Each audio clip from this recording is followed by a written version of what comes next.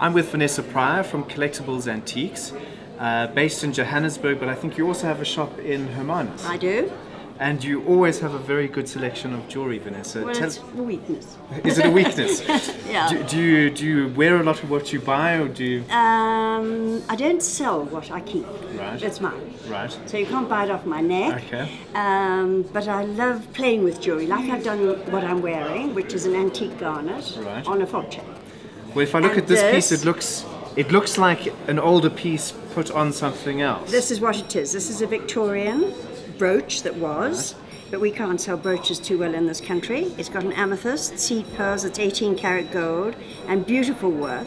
And what I did was I had modern amethyst beads put on it to, I think, enhance the piece. I think it does. And it's quite heavy, but it's pretty stunning. Feel it's quite a heavy, lumpy piece, but these are all amethysts. Okay. It's modern amethyst and antique amethyst. And so it's a good way to reinvent a brooch that you've inherited. Well, you can show it off. Absolutely. Something. You know, otherwise, what do you wear a brooch on? We're not a brooch country because our weather isn't a brooch weather. We don't wear jackets and things where you put a brooch on like you do, say, in England. So you end up with a brooch that's really that you can't use, and it sits use. Around and. So I play often with it. I've got some jet there that I use that I've made, just added to it. But I presume it's important to keep the integrity of the original piece. Definitely. You don't change it too much. No, I haven't touched it at all. You could take that off.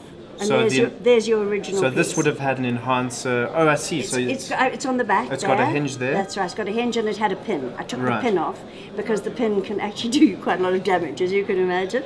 So you obviously buy the piece and then look at it and say, well, how would I? Before I buy it. Do you do it before you buy it? Before I buy it, I actually look at it and I think, I could do something with that. I could make it more exciting than it is.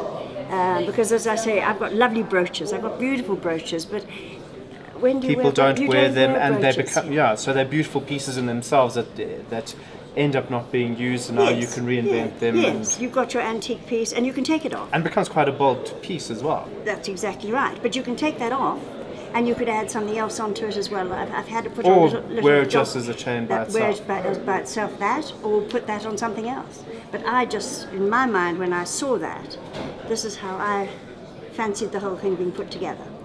What I love about this piece is when you look at it closely, it looks like something that would never get made today. I mean, the workmanship on that is fantastic. Unbelievable, isn't it? And the colour of the gold as well. Yes, well, it's got the two colours, which is quite nice. Can you see? It's got the slightly darker bits on it as well. Where would a piece like that originally be made? I think it's English, Paul. To me, it's not French. Originally, I thought it might be French, but looking at the back and everything, I think it's English, and I think sort of 1890s.